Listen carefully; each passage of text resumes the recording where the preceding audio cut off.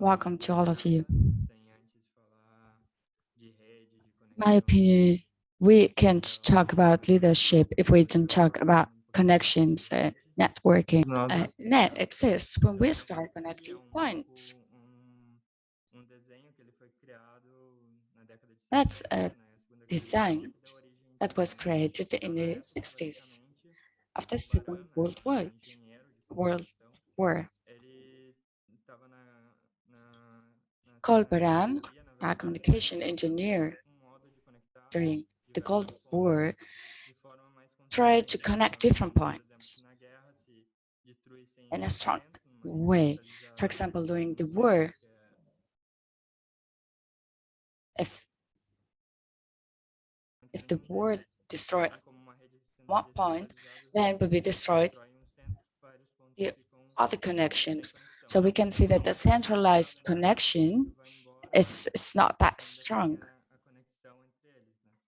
When we destroy the main point, then we destroy the other connections.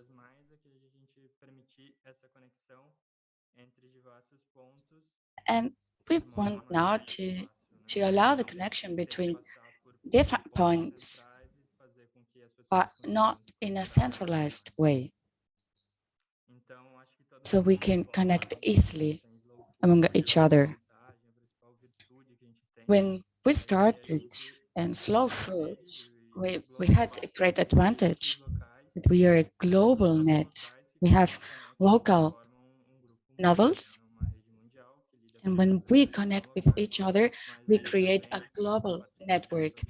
We can solve local problems, but we also can afford and tackle global problems. So when we start connecting local points, we can also act in a global way. So when we were able to connect more points and to be a wider net, we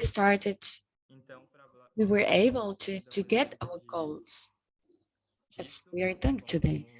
I want to give you an example.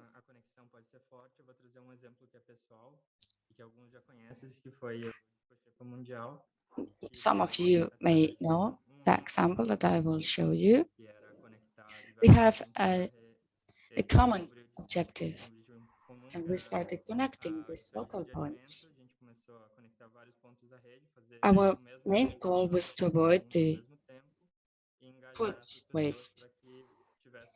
And we started to create that net, to talk with different regions of the world with the same objective, just connecting each other, just thanks to the activism. And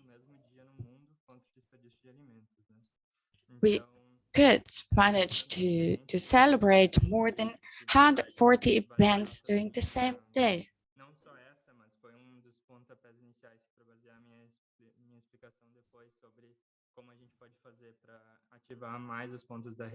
And that's an example about how we can connect more people, about how we can create our net.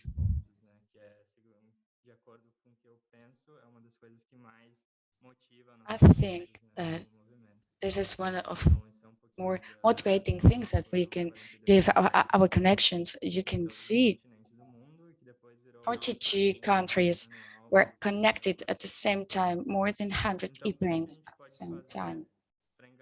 And how can we engage the people with our network? How can we connect the points? First of all,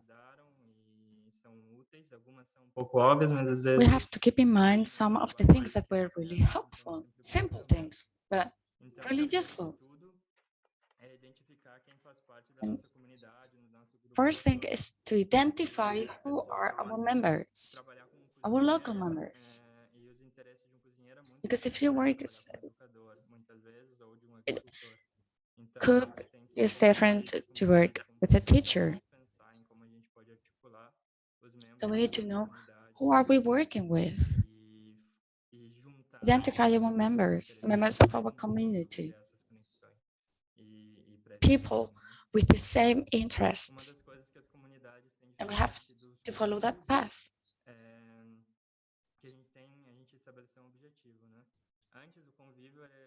It's also really important to say that we have a main objective.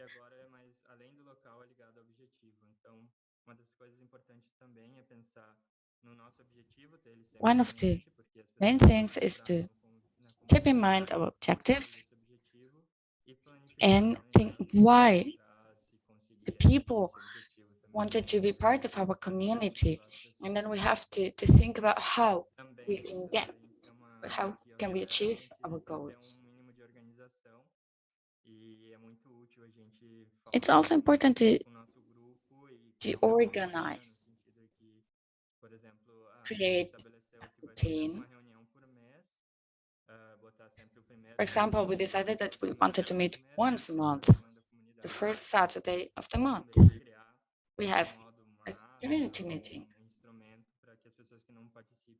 And also to create a tool. So the people can use that tool to feel, to be part of our community. Engajado Porto Alegre no Brasil, uma coisa que ajudou bastante, né? When I was working in Porto Alegre, in Brazil, that helped us a lot to organize our events. Another important thing is to be inclusive. We have to encourage the participation. As leaders of the communities, we think that we have to do all the work all alone, that we have to talk with people. And we sometimes forget that it's also important to listen to them, not just to talk to them. And we can centralize our activities. We have to share our activities, our duties, our tasks, so we all can feel part of our community. De voluntariado, né? We also have to remember that our work is that we work as volunteers. So we commit to do those things, those tasks, but without any monetary remuneration. And we have to respect the boundaries of everybody, of the volunteer work. Furthermore, we facilitate work in their communities. And more people will come and be part of our community if we help them. We created visual material, guides, how to organize an event, a collaboration map also, so different materials. And we also thought about a collaborative playlist, so we can also hear the music we all hear. So we create connections in our community, in outside. So that's what motivates us to keep doing our work. To be connected with someone that is living in the other part of the world that is also fighting for the same goals you're fighting to. For example, people in Brazil who are working with bees. We can talk with them, we can share our experiences. We can create those connections.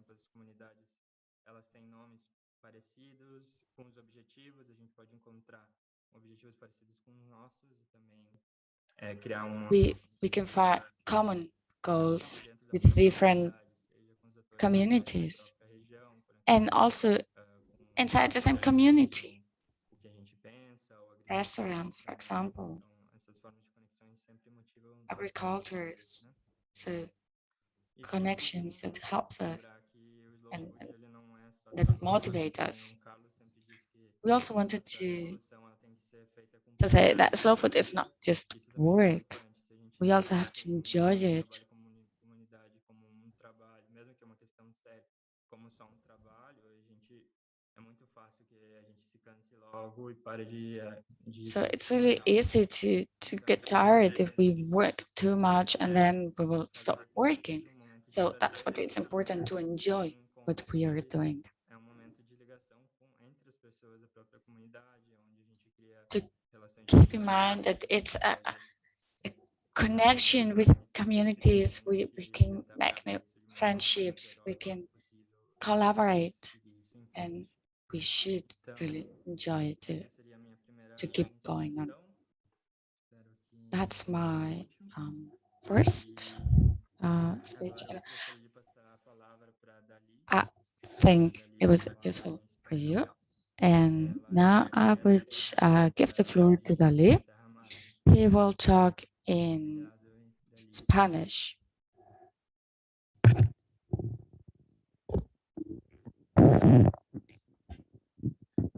Hola, ¿me escuchan? Can you hear me? ¿Me escuchan? Can you hear me? Sí, perfecto. Yes, yes, we can hear you. Ok, gracias. Thank you. Pues muchísimas gracias, Caio. Thank you, Caio. Thank you for the International Secretary to invite me today. The truth is, it was not easy for me during the last days. So I would like to start the meeting saying that the life can be really short. And sometimes I forgot that. And it's really important to think and share how amazing it is for me to be part of that movement and be part of that movement as a woman. Luckily, thanks to my mom, today I am who I am. She was the first one who knew slow food, and she felt a connection with the movement because that's how she reminds her childhood, being in the nature, eating the food that they were growing, and she was just thinking about how delicious the food was, and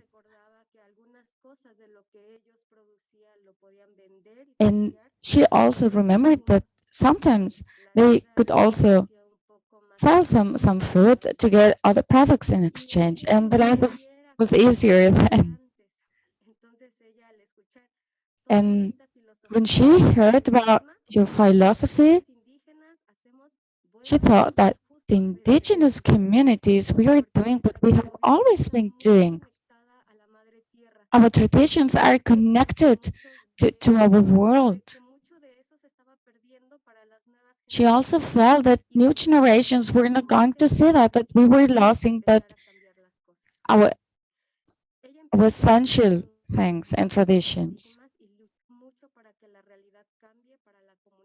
She has been working a lot to help the communities, but also to help women. That fight, that movement for the woman, it's not something new. We have been working on that during many years, and it's been really pleasant. She also knew, my mother, that she had to prepare the new generations to keep in that fight, to keep working for women. And here I am today, just sharing that with you. And when I started collaborating with Slow Foods, I was invited to participate with women and leader women. I didn't feel like leader in that moment, and that's why I felt a bit uncomfortable. So that we had to follow men leaderships, but my mom and many other women taught me that it's not like it should to be. We women had a different path, and in slow food, I saw an open door to talk to the world, to talk with our voice. During last years of work with slow food, I saw how important it is that women keep keep opening new paths and keep creating that connection, that net. pero y todo el amor y toda la pasión. Pero aún en un movimiento al que le tengo mucho cariño, puedo ver But muchos espacios que in siguen ocupados a por movement that I really like, I see that there are still a lot of spaces that are only for men.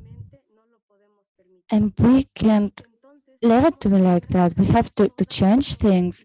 And we all of us, have to fight against the patriarchy.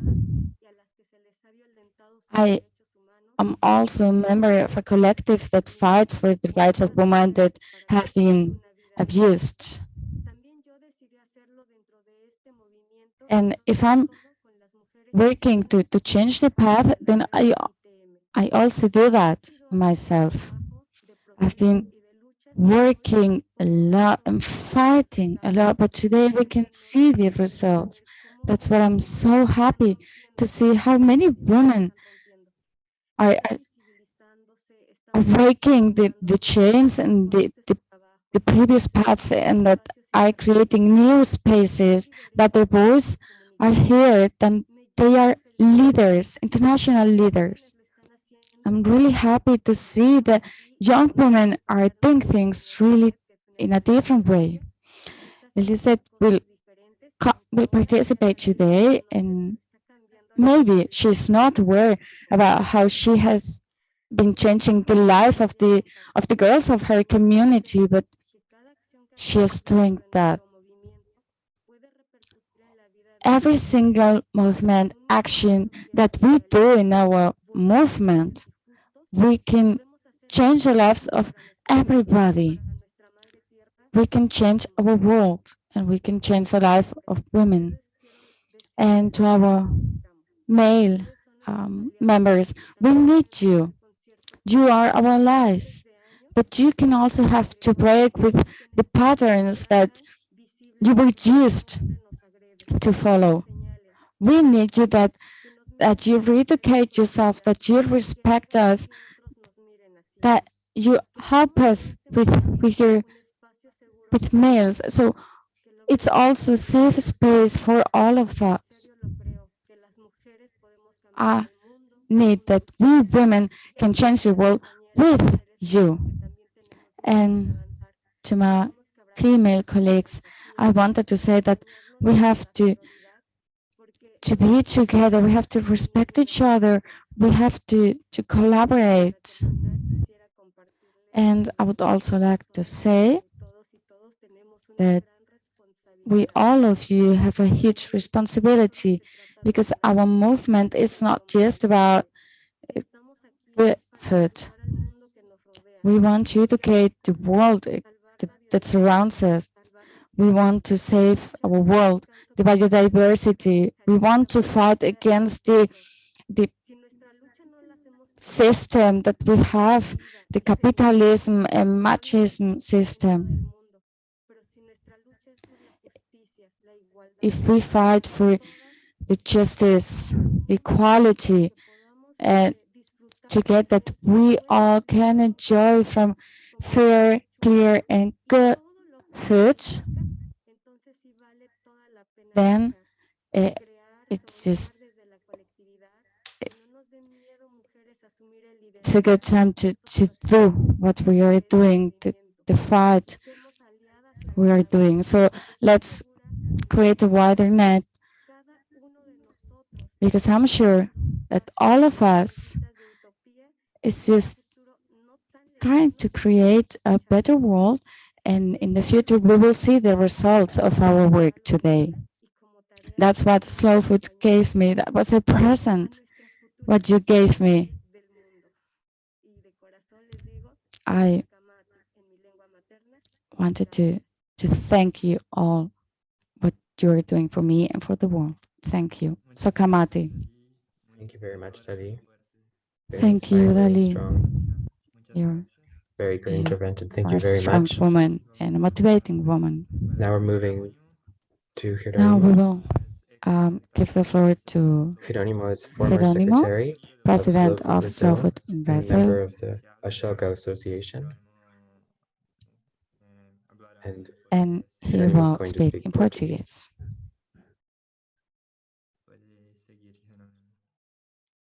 You may speak, Jerônimo. Good morning, everyone. Mexico, a nice chunk of Brazil, almost good evening. It's a pleasure to be here with you, and I thank everyone for being part of an organization that deals with leadership and activism, which is a great challenge. I'd like to take this opportunity to specifically salute my great friend Valentina, whose birthday was on Monday. I have to confess that I was in a very challenging situation of having a place to talk.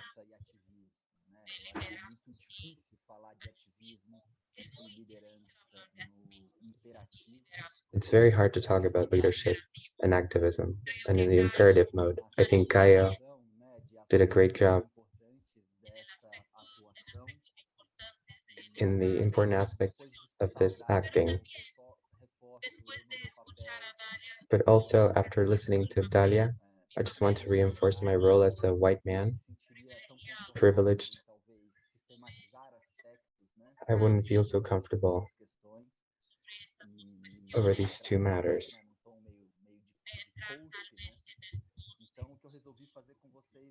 Of going into a role of coaching. So what I would like to do today is to tell you who I am and to tell you a story that maybe we can speak in academical terms, but it's a story that I really like. It's very Brazilian. And I think it's very important for many aspects of slow food's procedure, which is it's the story of socio-environmentalism. My name is Jerônimo. I live in Sao Paulo, state of Brazil, southeast of Brazil,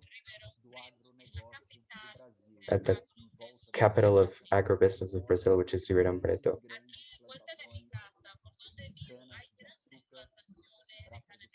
Near my home, there's a lot of sugar plantations to produce ethanol and sugar. My town is the symbol of everything that slow food fights against.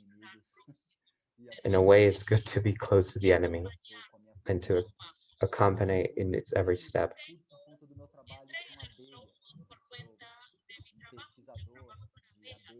I work with bees. I'm a researcher on native bees in Brazil and tropical bees. And I was invited to participate in Terra Madre, Brazil. In that occasion, I was invited to talk about a little bit of the universe of bees, and I was passionate by slow food. That's where I met a beautiful movement that centralized various aspects. Also in my profession, and I was able to materialize my thoughts in a much clearer way.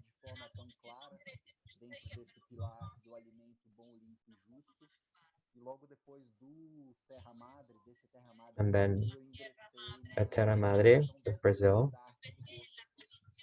I started working at the Brazilian Commission, a commission that was specifically created to deal with taste. And I stayed there for several years working in this program. And I've recently, in 2017, in 2021, I'm head of the Slow Food Brazil office, which is a relatively new entity. We have a mission to facilitate movement processes in slow food. And in these two phases of Brazil, slow food, acting helps a lot.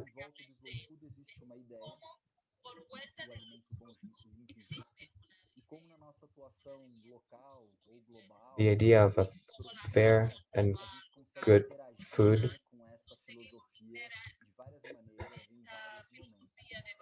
and how we can instate this philosophy in several different ways and different names. The important is that it's a time where we see the space in which we can fit. But let me tell you, I've got 10 years in slow food. I've always been here, quite wrapped in activities. There were years in which we're lighter, but it's an aspect of happiness, sustainability, personal sustainability, and that's very important for us. We're in times where we're closer for this really important moment. One of the things that have always motivated me in this movement, it's the belonging in slow food. Slow food has a public capacity that treats and deals with food and to involve different topics and issues within the parameters of good and fair food. It's hard to change the world. Our horizon is really far from us. We only have one life to solve all the issues that we have. It's really good to know. A lot of times, local movement, be it short-term or long-term, is what gives us a broader strategy spectrum, which to me, it's the main differential to create connection dots on planet Earth, generic way. The Arc of Days is a program that I really like.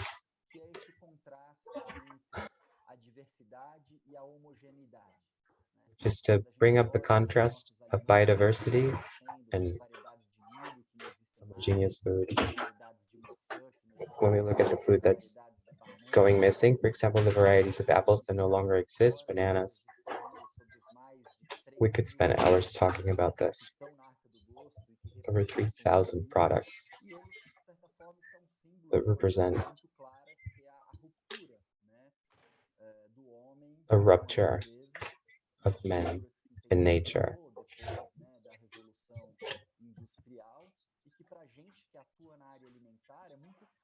We can comprehend this rupture based on the Industrial Revolution.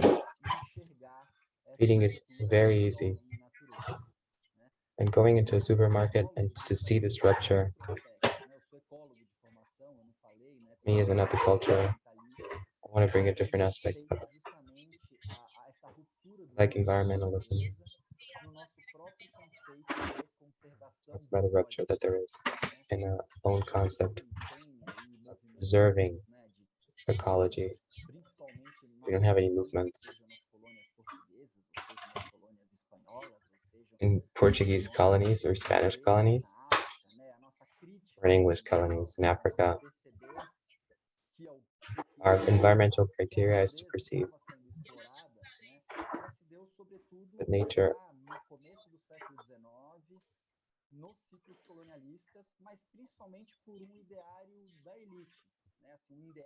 based in the beginnings of the 19th century.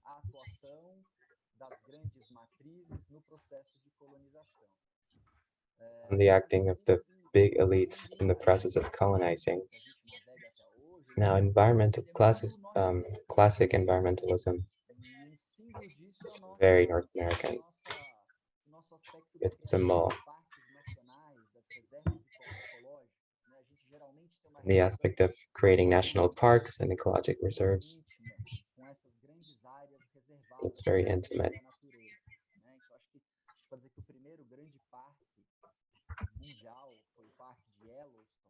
The first world national park, which was in the United States, it came to be in the end of the 19th century, and we reproduced that model here in Brazil. We started creating unities to protect nature. In the turn of the century, the beginnings of the 20th century, primarily in the southeast region of Brazil, where there's huge urban centers, huge architectonic constructions, we started working to fight and to preserve nature.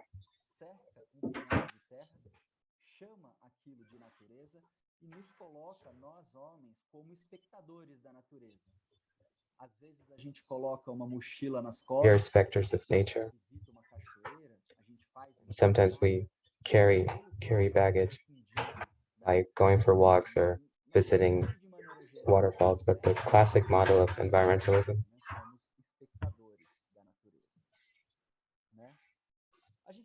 we're spectators. We started changing that concept a little and see how long it took. As of 1980, we had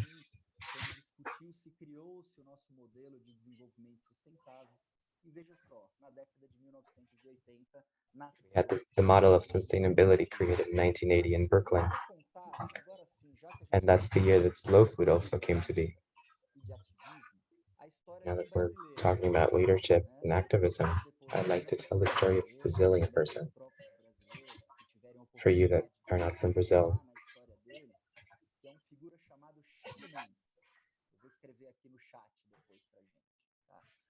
Chico Mendes is his name. I'm going to type it in the chat.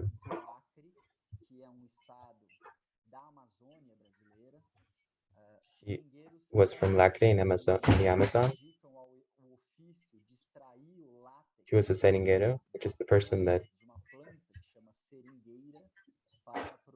works in latex extracting. That's the term in Portuguese. The first big economic cycle in the Amazon was the production of rubber. The military regime, upon constructing big highways and bypasses, those people that lived there in the jungle were threatened with illnesses, wood. And Chico Mendes was a figure during the rich men of Brazil were gating the national parks to preserve nature. He raised his hand and said, nature lives off people. Underneath these trees live human beings, native indigenous people. A very significant population that relies on the jungle. First, we thought that was not enough to live, but Chico Mendes comes from a union movement. He was one of the founders of the PT, which is the party of the former president of Brazil, Lula, and he followed with a very big movement, which is the Union of Native Indigenous Communities and Towns. Ribeirinhos, seringueiros.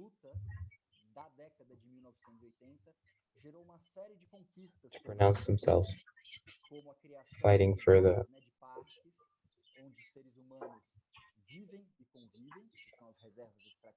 creation of several parks, which are the reserves where humans live, and the very new Brazilian constitution that since 1988 went to acknowledge the rights of those native indigenous communities and their territory. And why am I telling this? It's a story of activism and social movement because it had so much fame. But today, more than 80% of protected areas, environmental protection in Brazil, are areas that have people. The areas that only exist and are acknowledged because there's social groups that fought. These aerial dots. key to pick these places as strategic preserving areas to be preserved are foods, because they rely on those foods. And native indigenous communities.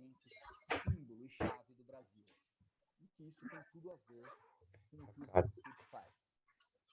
Very symbolic foods.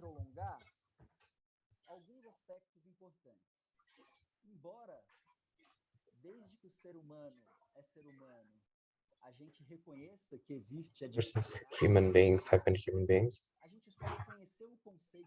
We've acknowledged the fact that there's a diversity in life. We are the ones that acknowledge the concept of biodiversity, which is the concept that slow food always continues to talk about.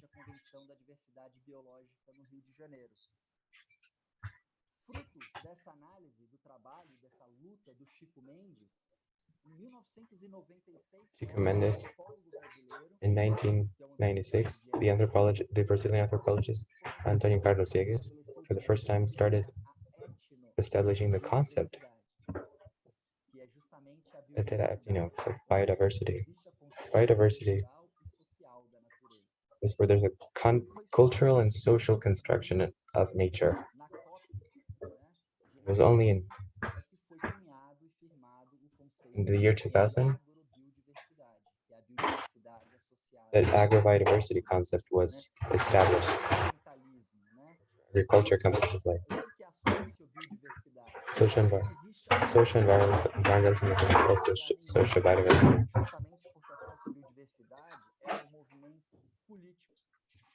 Social biodiversity is a political movement, starting in Brazil and Latin America. Look at the changes that everyone. That's all. A movement in Brazil that's social environmentalist also has a union quality to it, which is to fight by the workers for its rights. This took place in Brazil with metallurgic industries, industrial areas, movements.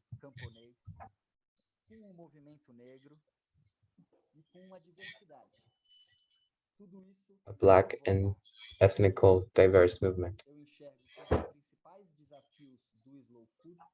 All so that we can have this big challenge here at Slow Food, which is to see what our role is in this multidisciplinary fight, so that we know how we're going to deal with the industry, how we're going to handle it, because the industry, we have a lot of prejudices about the industry, which are just water and oil. We're trying to settle a mutual agenda. The relevant Brazilian social environmentalism changes have led. Sorry for overdoing my time. Muchas gracias, Jerônimo. Thank you, Jerônimo, for your presentation. It's hard not to overdo our 15-minute limit, but we'll have 25 minutes for questions and answers later.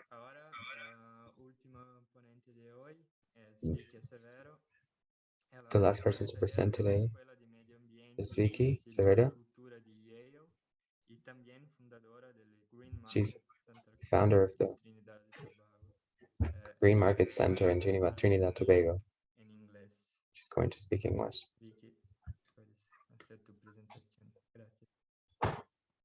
Thank you, Caio, and thank you, everybody. It's such a pleasure to be with all of you this morning. And of course, listening to Jerônimo and Dali is very exciting for Jerônimo because I'm older than most of you. And I'm thinking about Chico Mendes and of course, Cesar Chavez.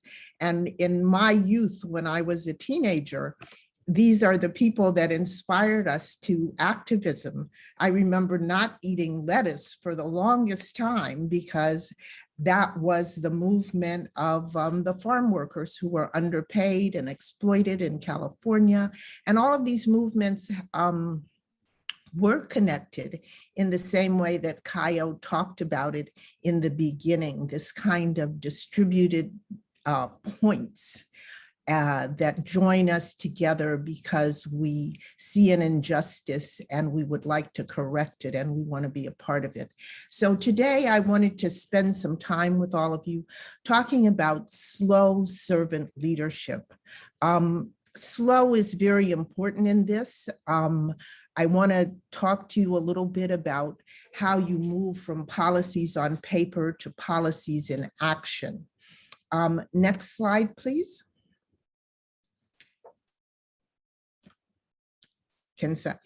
Okay, great. So I wanted, as I'm talking, I wanted you to think about and name for yourself leaders you admire. And I wanted you to ask yourself why you admire these leaders. Then we're going to talk a little bit about leadership as a field of study, which started out, of course, it started back in ancient times as well, but as a field of study, it was in the 1940s that people started to think about whether or not leadership could be taught. We'll talk a little bit, thinking back to the leaders that you admire, what their traits and abilities are. And then we'll move a little bit to talking about slow food and what kind of leaders are needed for slow food and what the implications of that leadership might be. So next slide. It's just a picture. I'm letting you guys do this because it's easier. So pulled up a photo when I looked great leaders. And these are the ones that came up in a picture. Thank God, Dali, there's some women in this. Once upon a time, there might not have been any women. There are even some young women who are there, which is interesting. There are some people there that we might not any longer think of as good leaders. You know, but it's interesting to look at what the world thinks about as the good leader. So we can move to the next slide.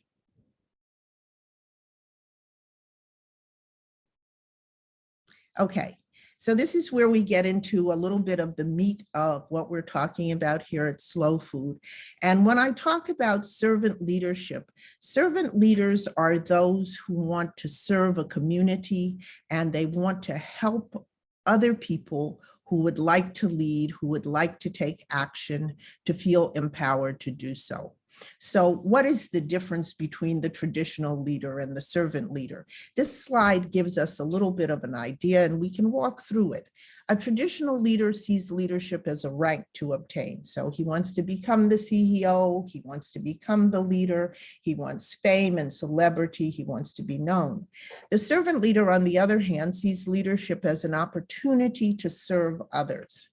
And in the picture, when you see Mother Teresa, when you see Martin Luther King, even when you see someone like Stephen Hawking in that picture, or Malala, you know that these are people who were thinking about a cohort of other people who are a part of their community that was suffering some injustice and were trying very hard to take action to change the context in which those people are living. A traditional leader uses power and control to drive performance. And we certainly understand what that means. I think Jerônimo was talking about that in Brazil. We know it's a big center of agribusiness. There's a lot of genetic modification. There are a lot of things that go on when you try to control the actual physical environment that we live in, which is a part of one of the things that we have to think about as leaders in slow food. What is our relationship to our ecosystems? Why do we feel a need to dam the water? Why do we need to control the air? Why do we need to cut down the forest? What is it that makes us as a human species try to have dominion and control in order to get the performance we want? On the other hand, sharing power and control to drive engagement, which is very important. We want a movement that engages lots and lots of people. And I'll get to this in a quote in a little while. So when you share power, more people are doing things. And you find out, I think, as Caio was saying in the beginning, and Dali too, you reach out and find out what people's skills, what their talents are. And in that way, you can give them, help them to become powerful in their own right. And as they become more powerful, they become more creative, they become more innovative, and they become more courageous, which is what we need. People have to have courage because we are trying to dismantle an exploitative system, those parts of it that are exploitative. Traditional leaders also measure success through output. So if you cut down all the trees and make a lot of plywood and a lot of who knows what else, paper, pulp, and you don't reuse it, you don't recycle it, you know that you're measuring one thing, but you're not measuring other things. This is a big problem for our world right now because we have lots of externalities. All the fossil fuel companies, they don't pay for the level of pollution. So we're getting ready to go into COP26 and we're trying to figure out now, how are we going to account? People talk about carbon trading, but it falls short of really what we need as new measures. So I think that one of the things that many of you can start to think about is how we measure the benefits of regenerative societies, of circular economies, and so on. We still don't have the kinds of measures that we need. And the servant leader does measure success through growth and development, not in the sense of uncontrolled growth, but what does it mean to truly develop an economy where the economy is inclusive, all people are participating, all people have a livelihood in the economy and can trade goods and services in their interest and in the interest of a well-being economy is what I like to call it. And of course, this is the one that everybody knows. Traditional leaders speak. We always hear them. They're out in front of the microphones, and servant leaders listen. And they want to hear what other people are saying. There was one CEO, he decided not to listen to the news at all. And he would ask people when he went into work what was going on in the world. And by doing that for 3 months, he was able to build an enormous amount of trust because he had to listen to people to understand what was going on in the world. So listening is a very important skill for the kind of leaders that we need and that we expect all of you to become. And traditional leaders believe it's about them, and servant leaders understand that it's not about them, but it's about a wider goal. So if we really think about this dichotomy between traditional leaders and servant leaders, we can understand where the slow food movement should be going. And at this point, I'd just like to read something about Carlo Petrini, who is the leader of the slow food movement, the founder. He says, this article said, "That's where the ideals of slow food are the most important, the defense of products. Petrini emphasizes that there are no good products without good producers. His willingness to consider all the parameters, agricultural, industrial, commercial, ecological, constitutes the real strength of slow food. Petrini finally is modern because he concretely realizes his ideas." And I think it's so important for us to understand those broad parameters. This is multidisciplinarity, it's transdisciplinarity, it's moving people out of their silos to think in new ways about how we interconnect each other and to bring everybody in. You know, there's a lot of demonization of the system that we have, but the system that we have also was not only developed because of greed and envy, but it was developed to provide goods and services as well. So we have to be able to pick out the good parts and reject the bad parts, but we have to think about all the parts. Next slide.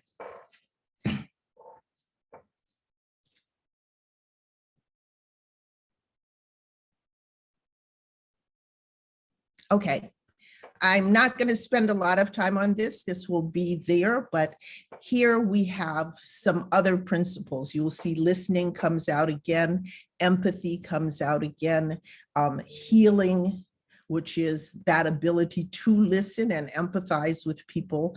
Building community is clearly what this is all about. Stewardship of our ecosystem, stewardship of each other. And the one that I'm gonna, focus on a little bit is foresight and persuasion.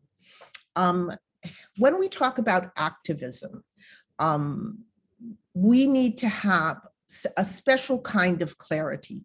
Leaders need to really be able to discern the world as it is and understand where they can put the wedge that can change people's consciousness. Because in the end, slow food is about a change in consciousness.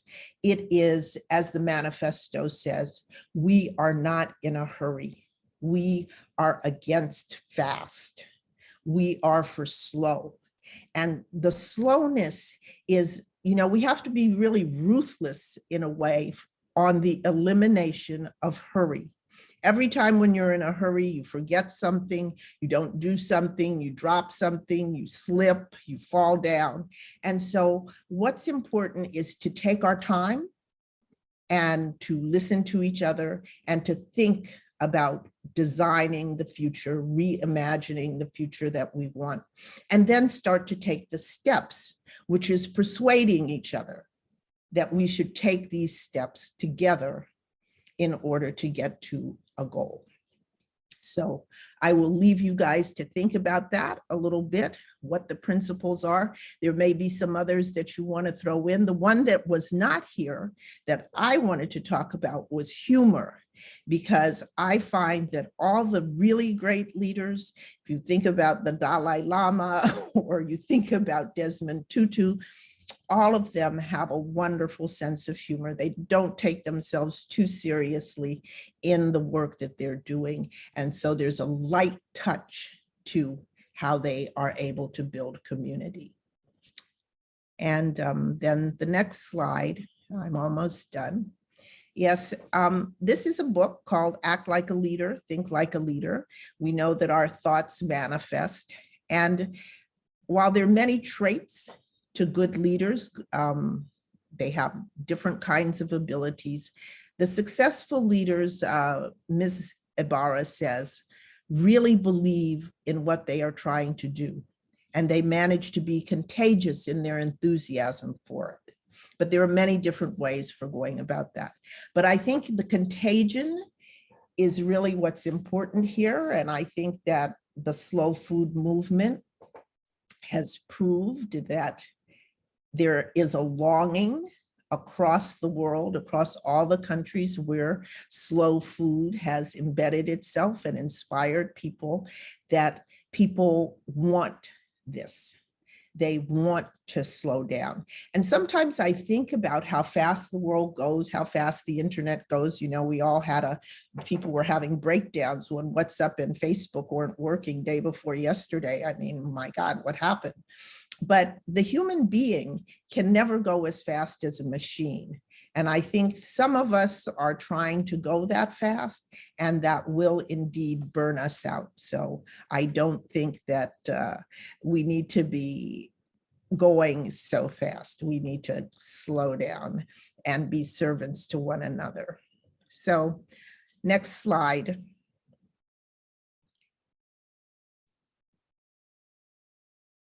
Okay, so the implications of everything that I've been talking about really boil down to how leaders can satisfy common group needs. And what that really means is that you have to listen to the group of people that you're trying to work with and influence. But it's a hard job because everybody is individual and they have different ideas and different ways of interpreting the same thing. Therefore, as Caio said in the beginning, the structure and the routine are very important. And one good thing that young leaders can do have I run out of time, is to create structure. And then I talked about this already.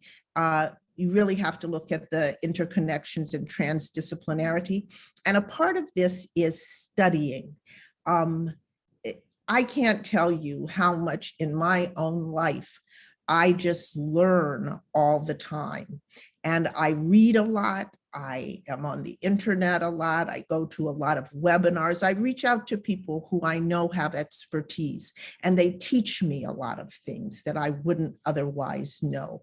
I mean, one of the most recent things that about global warming was that someone said, you know, the glaciers don't melt in the Arctic. And we know that sea level rise happens in the Caribbean, which is where I'm from. But who really thinks about that?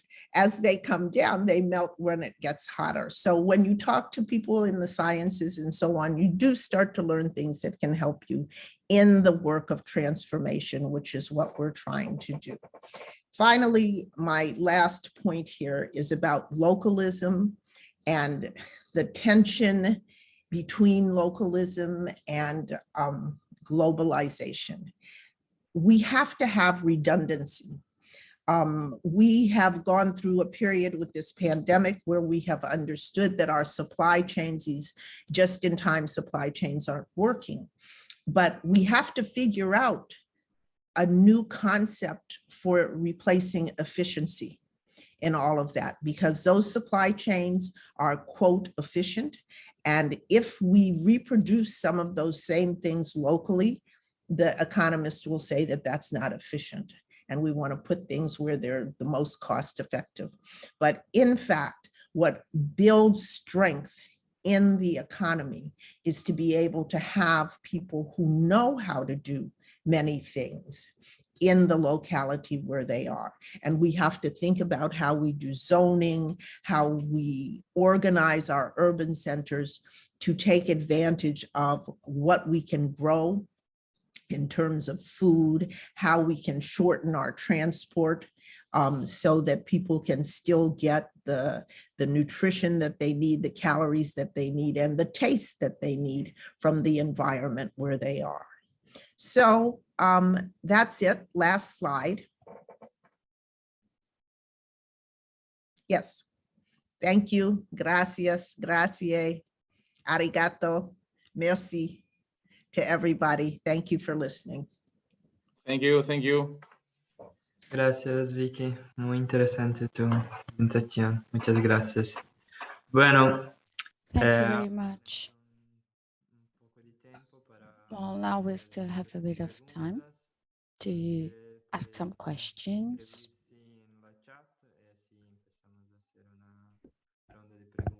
We can start with the first round of questions.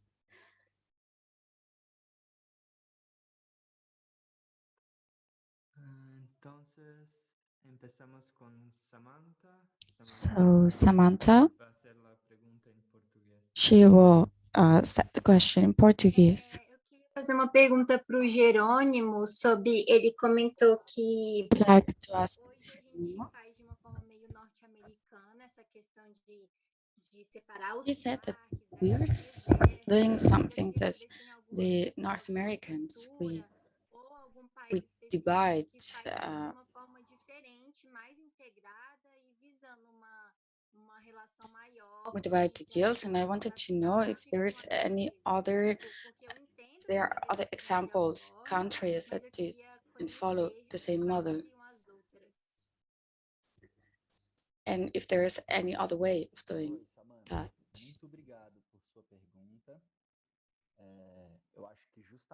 Thank you very much for your question. I think that Brazil had a very important role to establishing different ways. I say that the history of our conservation started with that model.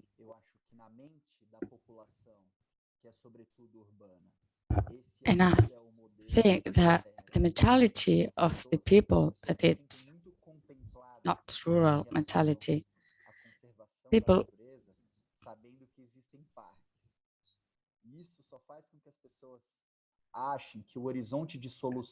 people thought that the solution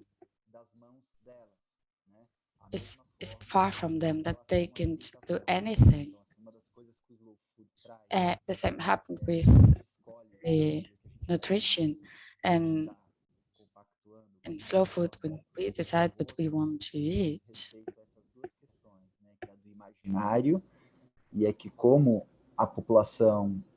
we also imagine how the people from cities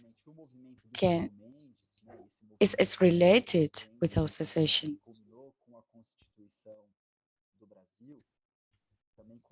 And at the end, we created a new model, pioneer in Brazil, for the conservation for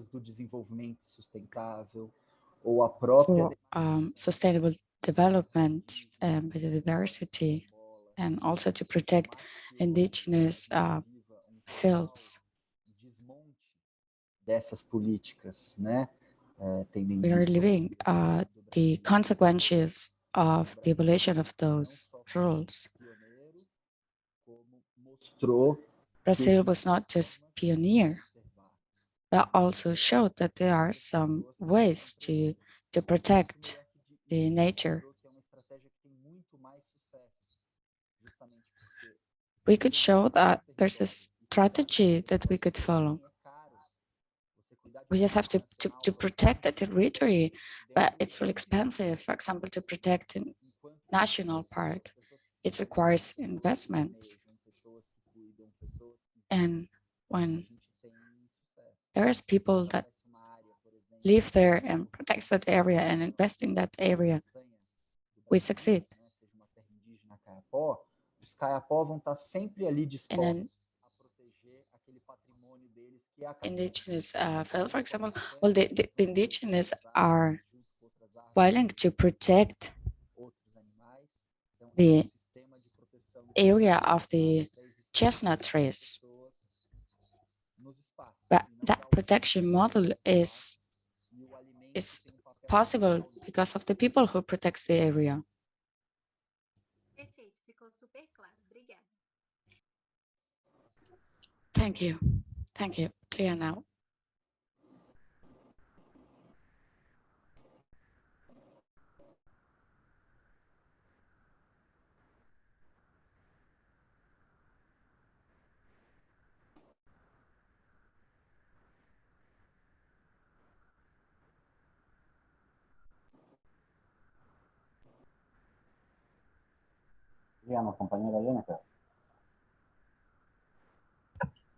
Hola a todos.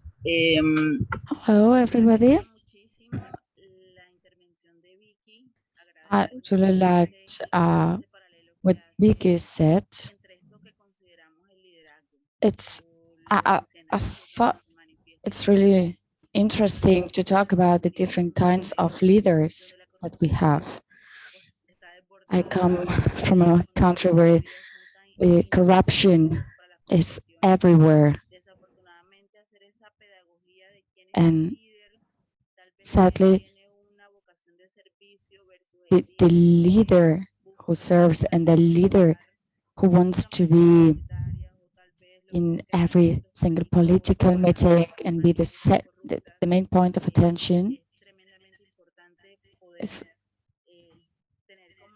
really important to have clear which leaders we want. Or for me, for example, it was really hard to try to avoid to make some tasks, because I thought that the system was not what I wanted. The system wanted that I was kind of a leader, and I didn't want to be the leader they wanted me to be. I just wanted that women were included in gastronomic events, for example. And I also wanted to to put the focus in the gastronomy tradition that we have.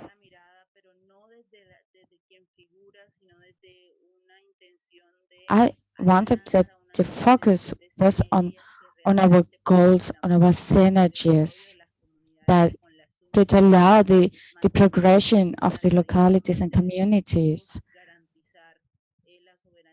to guarantee food sovereignty in their communities. And during the pandemic, it was kind of a paradox to see how the food security was seen like a market.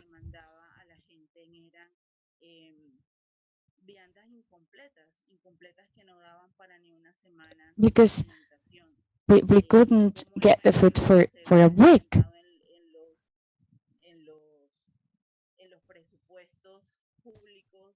And the public budgets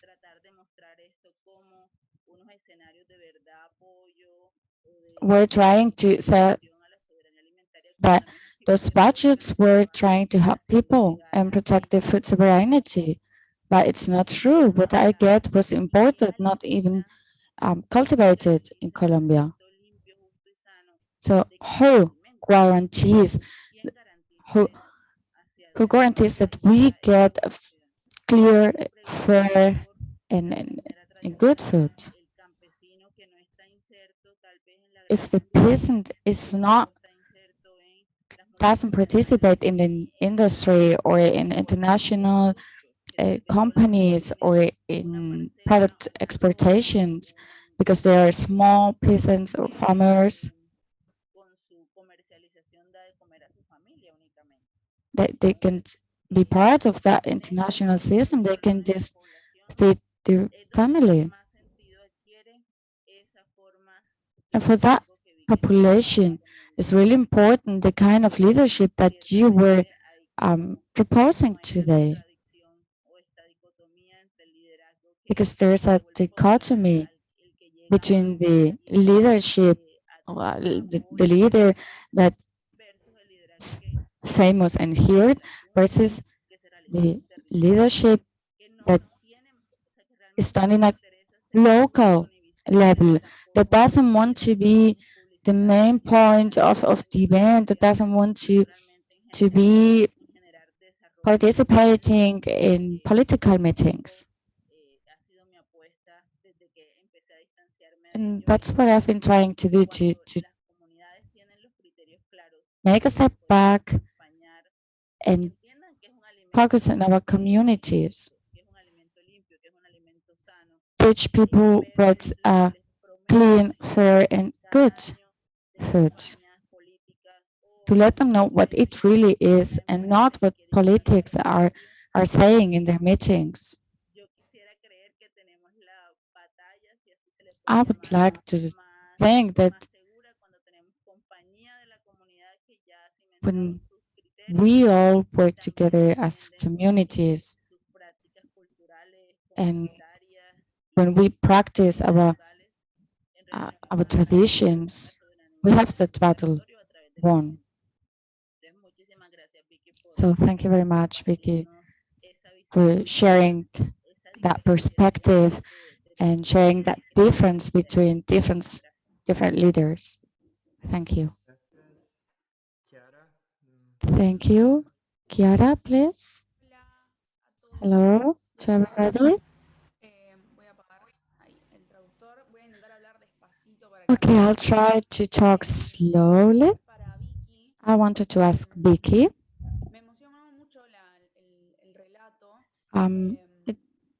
It touched me what you said. I'm from Argentina, and I think that the social environmental movement is really powerful, but it's really difficult to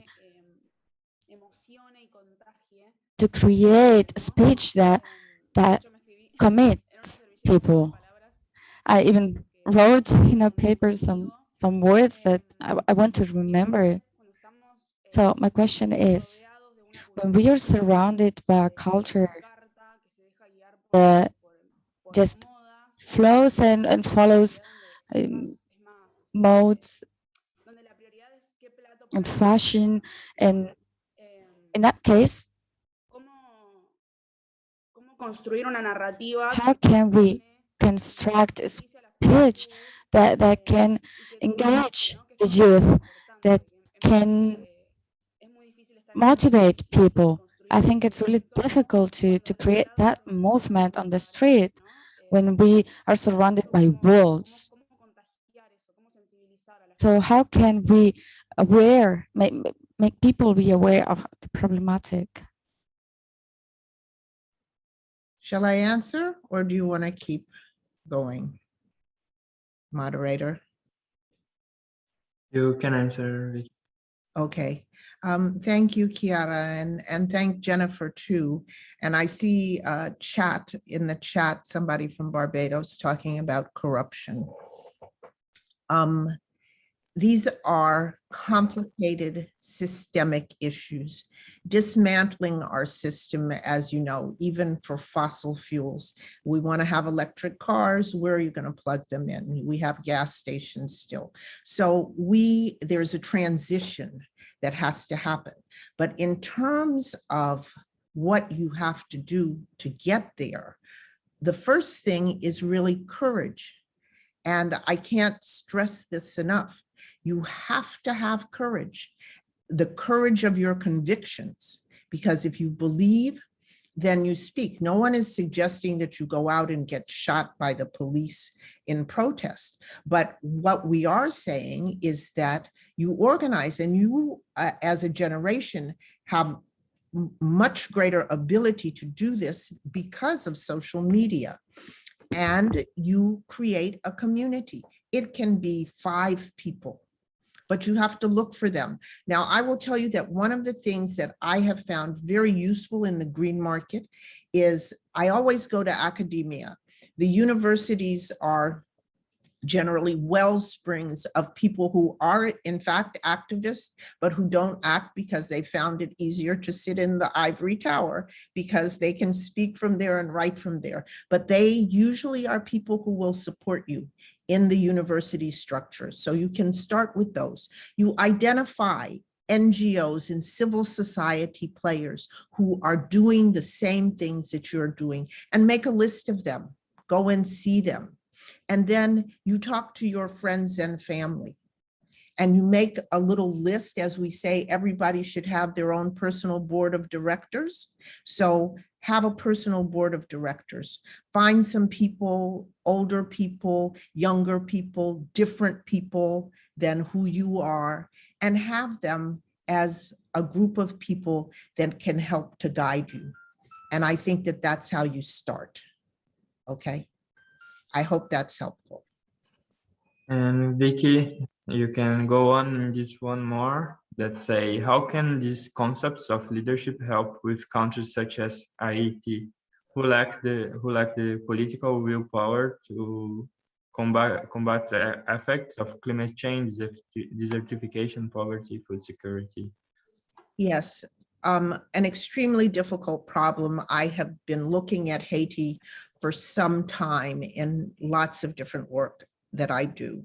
And if you look in an aerial view, Haiti's biggest problem is that it's completely deforested. That's what it is. It has no more trees, and therefore it is in a state of ecological decay. And that ecological decay is reflected in the political system as well. But as we say, we're not looking for the traditional leadership patterns. I mean, Haiti is so complicated that it's hard for me to say anything. I mean, Haiti now has a president or a prime minister. They have no Supreme Court. They have no legislature. So it's not really even a functioning system in that way, which is why the localism can work. There's the Catholic Church that's there. There are little parish communities that are there, and people can organize at that level, surprisingly. And when people are organized in their communities, they do get support.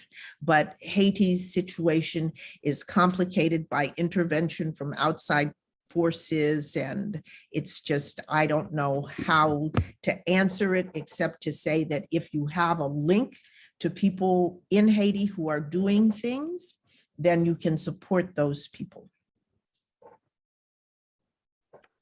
Gracias, Vicky. Ahora tenemos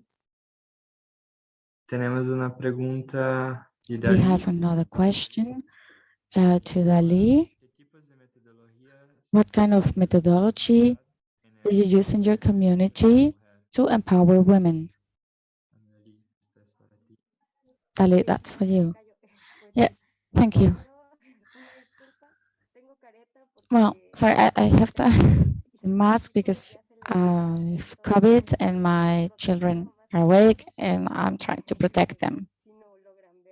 So if you don't see me, now you know why. I saw several questions in the chat.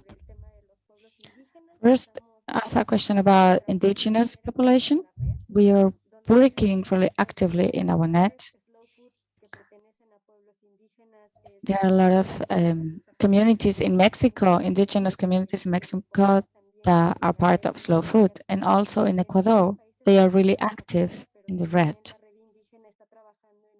The indigenous net is working in capacitation information training like this one, so they can have a training in leadership and also about rights, individual and collective rights for indigenous communities. The second question, which are the difficulties that we have been living as indigenous women? Well, the first one is to tackle a machismo society. For us, women, and for my mom, for example, it was really difficult to break the patterns and the rules that are in rural indigenous areas, to break with that system that thought that women had to stay at home and that we had to serve others. That was really difficult because if we want to do different things, things that just men can do, another colleague said that it's difficult to believe, but that's what we were taught. Men are the ones who make decisions, and when we women want to, it's really difficult because we have to live behind our beliefs. We were educated to serve others, not to be leaders. And we have to learn how to adopt that role. We're trying to be leaders of our own lives. And we are trying to raise awareness that it's not normal that we always have to serve. So the consequence was that we suffered violence. It was such a hard effort to involve men in our fight, teach them that we have to be equal, that we have to share power. And we learned how to create in a local level. When we all work together, it was easier to break with old patterns. Some people think that now women want to have the power, but it's not what we want. We want to share it. So in a community level, what we did to talk about the empowerment of rural indigenous women was to use participative methodologies with a rights perspective, human rights, equality, women's rights, interculturality. I think that it worked really good. And from that point, we designed and created all other spaces of information. We know that there's a huge gap for us women. I have two male sons. I have two sons, and it's a challenge for me.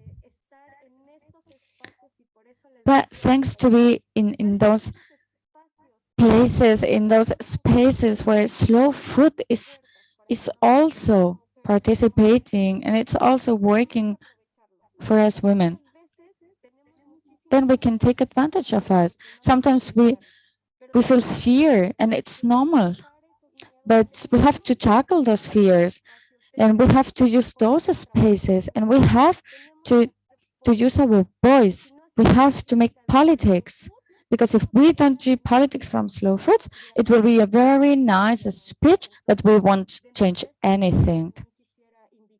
And I would like to invite you so we can create different leaderships and not just say, but also do and make. Let's forget the pyramidal system. We are a collective. We all can create. We all can do. I don't know if I will see it, but I have the hope that someday this planet will be different for the little girls and for the little boys that from the future generations. And one of them or two of them are my sons. That's the experience I can share. And if you want to get more information about the Indigenous Net, I'm here for you. And I have a male colleague, so we are trying to work in a different way, and we will help you. Thank you. Thank